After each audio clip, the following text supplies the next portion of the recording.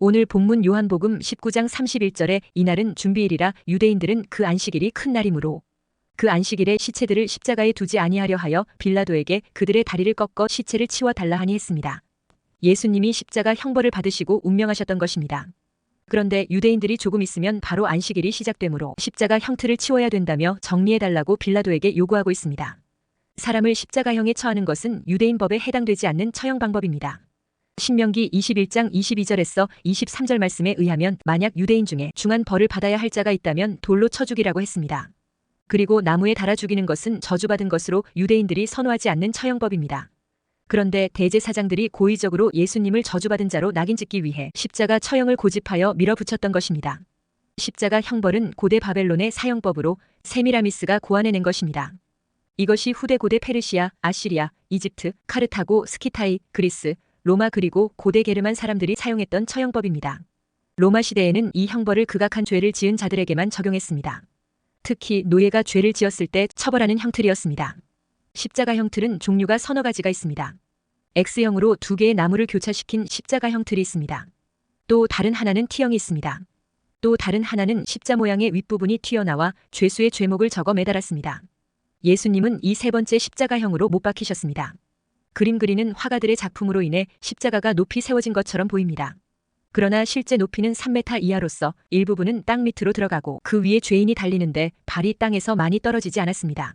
십자가에 처형을 하면 먼저 옷을 벗기고 그 옷은 집행하는 자들에게 부수입으로 돌아갑니다.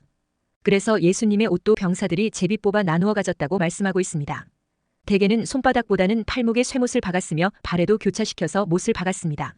그리고 보통 죄수가 죽는 기간은 2-3일 정도 걸립니다.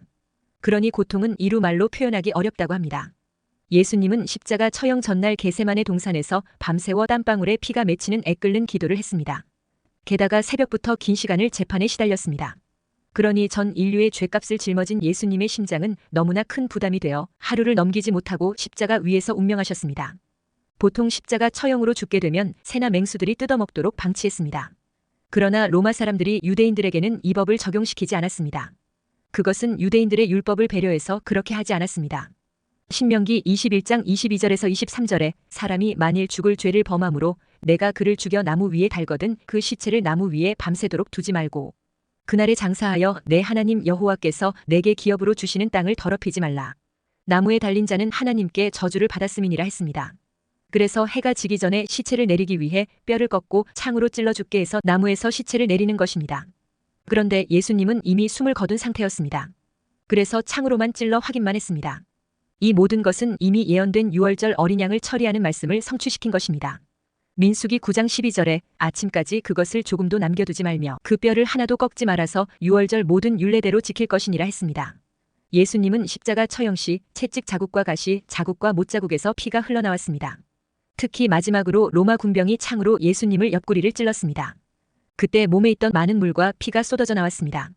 예수님 옆구리를 창으로 찌른 로마 군인은 전승에 의하면 롱기누스라는 백부장이라 합니다. 그는 눈에 안질이 있어서 고생했는데 예수님 옆구리를 찌를 때 그 피가 눈에 떨어져 눈이 고침을 받았다고 합니다. 그래서 롱기누스는 십자가 아래에서 이는 진정 하나님의 아들이었도다라는 고백을 하게 되었다고 합니다. 롱기누스는 예수님의 피로 고침을 받고 구원을 받은 최초의 사람이 되었습니다. 그리고 예수를 믿어 제자가 되었고 훗날 갑바도기아에서 복음을 전하다 순교하였습니다. 롱기누스는 사람들에게 예수님의 피 이야기를 했습니다. 예수님이 십자가에서 흘리신 피가 나를 낫게 했고 구원하게 하였다고 사람들에게 전했습니다. 그래서 사람들도 예수님의 피의 능력을 믿게 되었고 보혈의 능력을 믿는 자들이 고침받고 구원함을 받게 되었습니다. 그리고 사도들과 제자들이 복음을 전할 때 예수 그리스도의 보혈의 능력을 전했습니다. 그러므로 예수님의 보혈의 능력을 믿고 찬송하고 기도해야 합니다. 그러면 보혈의 능력이 나가게 됩니다.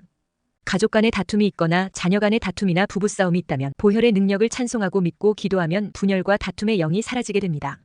또 가정에 우환이 있거나 현대의학이 포기해버린 환자가 있다면 예수님의 보혈의 권능을 찬송하고 기도하시기 바랍니다.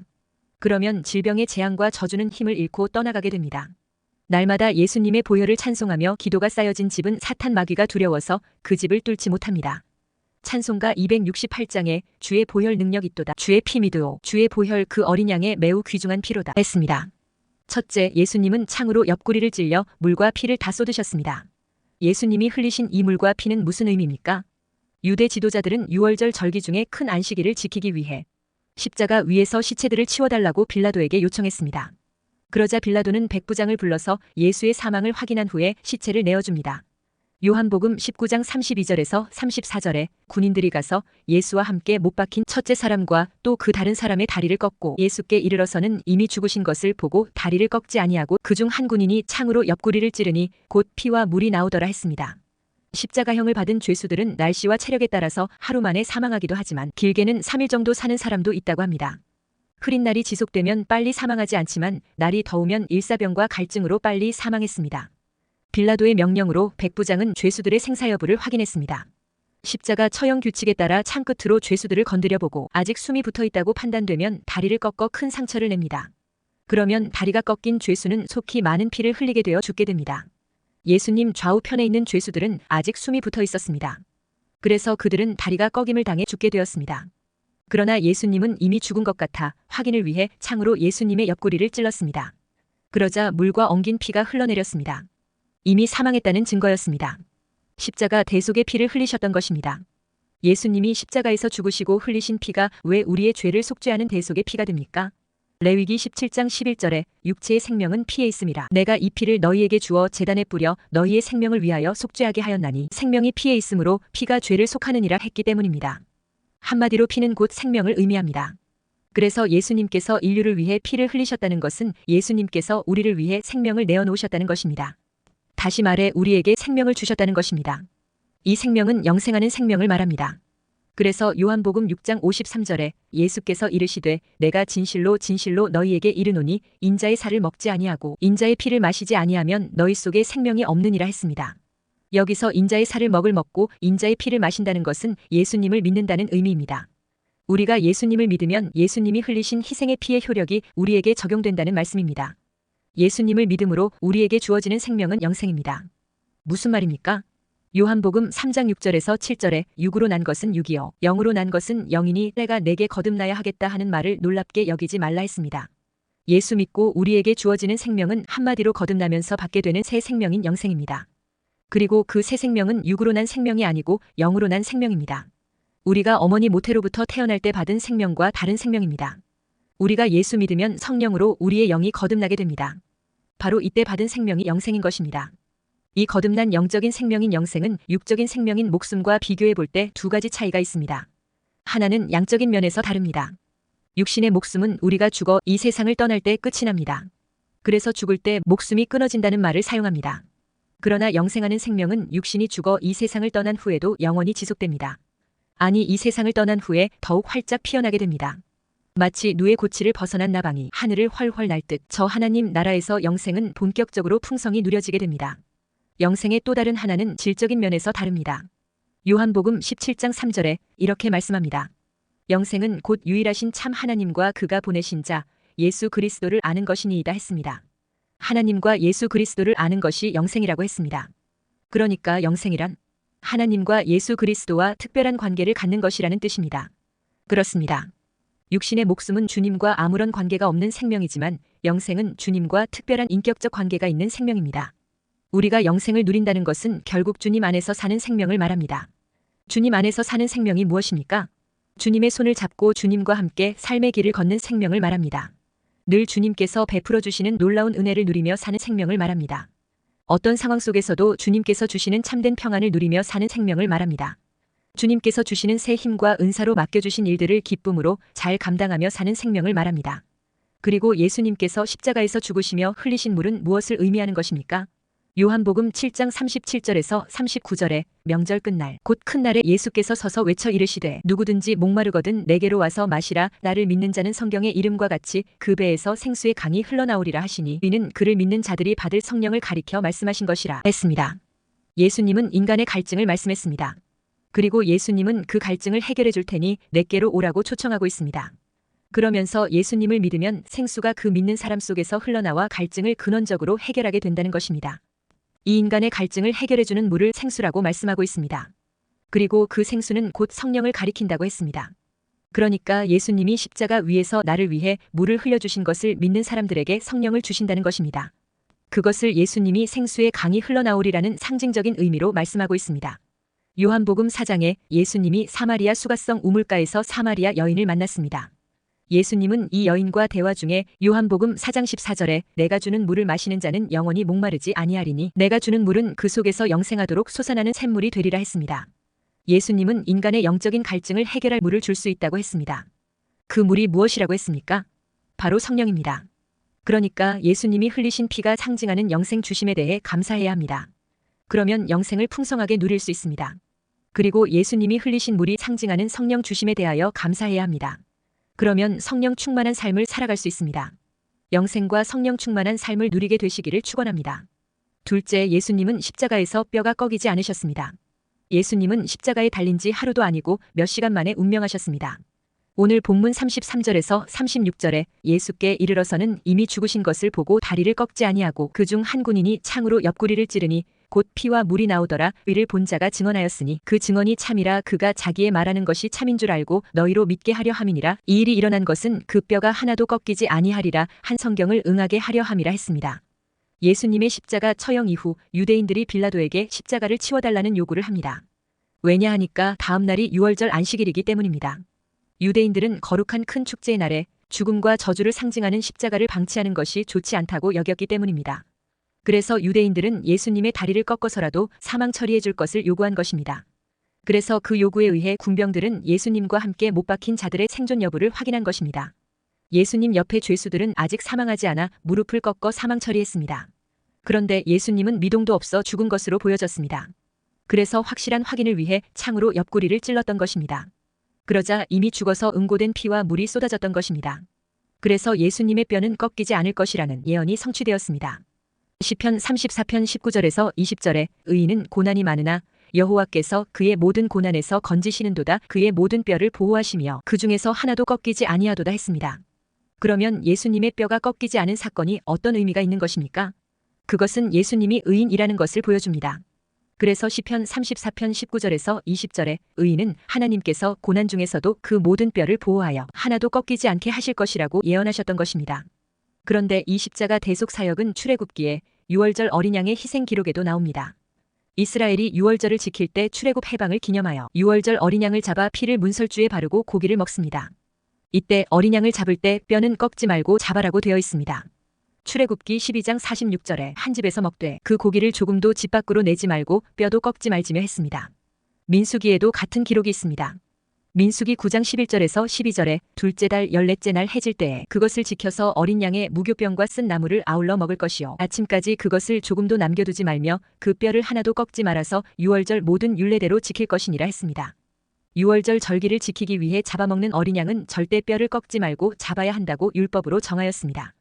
그러니까 뼈가 꺾이지 않고 죽어야 의로운 죽음, 거룩한 죽음의 상징이 되기 때문입니다.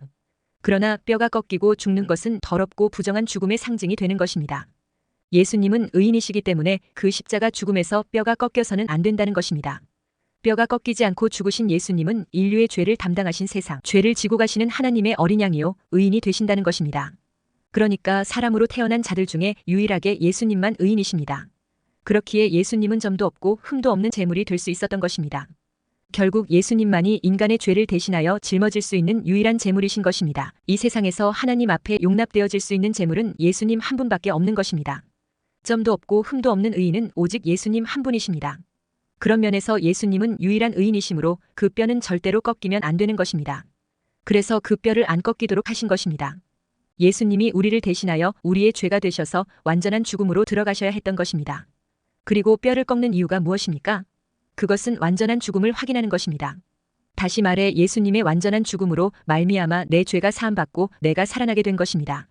다윗은 이것을 영적으로 예언하기를 시편 51편 7절에서 8절에 우슬초로 나를 정결하게 하소서 내가 정하리이다. 나의 죄를 씻어주소서 내가 눈보다 희리이다. 내게 즐겁고 기쁜 소리를 들려주시사 주께서 꺾으신 뼈들도 즐거워하게 하소서 했습니다.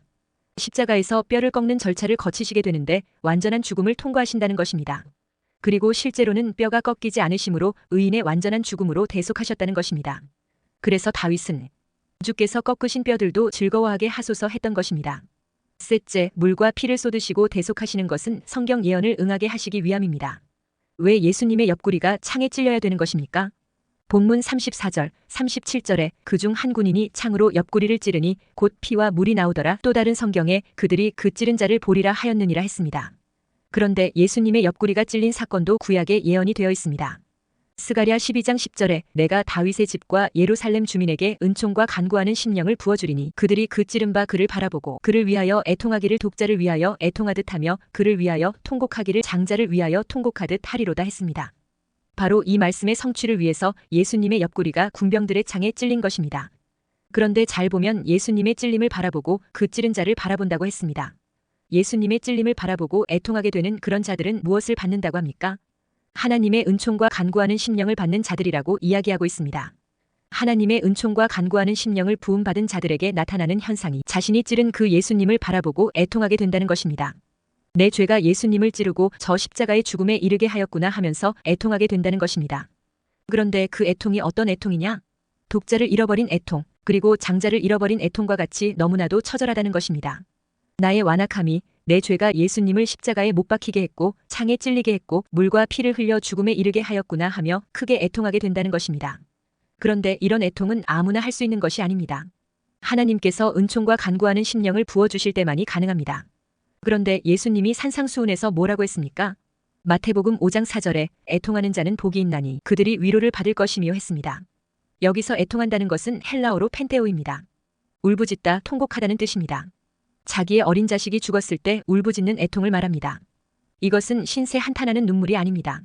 진짜 내가 얼마나 큰 죄인인지를 절실하게 자각을 하고 내가 죽어야 하는데, 내가 지금 당장 지옥 가야 되는데 왜 예수님이 죽으셔야 했는가? 이런 고백으로 애통하는 것입니다. 그러니까 이 세상에서 성도란 내가 얼마나 큰 죄인인가 하는 것을 알아가는 것으로 성숙되어지는 자들인 것입니다. 왜 예수님이 이 땅에 오셨습니까? 우리가 예수만 의지하고 예수님의 공로만 의지하라고 보내신 것입니다.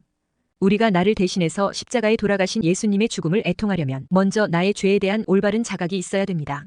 그래야 우리의 죄가 되셔서 십자가에 죽으신 예수님의 죽음에 대해 애통할 수 있게 되는 것입니다. 그래서 우리가 십자가 앞에서 경험하게 되는 애통은 왜 이렇게 더럽고 추악한 내가 안 죽고 예수님이 죽으셨나 하는 애통입니다. 사도 바울은 어떻게 애통했습니까? 로마서 7장 21절에서 25절에 그러므로 내가 한 법을 깨달았노니 곧 선을 행하기 원하는 나에게 악이 함께 있는 것이로다. 내 속사람으로는 하나님의 법을 즐거워하되 내 지체 속에서 한 다른 법이 내 마음의 법과 싸워 내 지체 속에 있는 죄의 법으로 나를 사로잡는 것을 보는도다. 오호라 나는 곤고한 사람이로다. 이 사망의 몸에서 누가 나를 건져내랴. 우리 주 예수 그리스도로 말미암아 하나님께 감사하리로다. 그런즉 내 자신이 마음으로는 하나님의 법을 육신으로는 죄의 법을 섬기노라 했습니다. 마음으로는 하나님의 법을 육신으로는 죄의 법을 섬기는데 뭐가 감사하다는 것입니까? 그대로 놔뒀으면 죽었을 것인데 하나님이 나를 건져주셨으니 감사하다는 것입니다. 죄를 범하는 병이 고쳐졌다는 것이 아니라 나는 계속 죄에 넘어지고 있는데 하나님이 예수님의 의로 나를 건져주시니 어찌 감사하지 않을 수 있겠느냐 것입니다. 사도 바울은 하나님의 부르심을 입은 이후에도 자신이 계속 죄로 예수를 찌르고 있더라는 것입니다. 그런데 자신에게 십자가의 복음이 이해되자 그 애통이 감사로 바뀌더라는 것입니다. 십자가 앞에서 애통이 감사로 바뀌어지는 믿음과 은혜의 사람이 되시기를 주의 이름으로 축원합니다.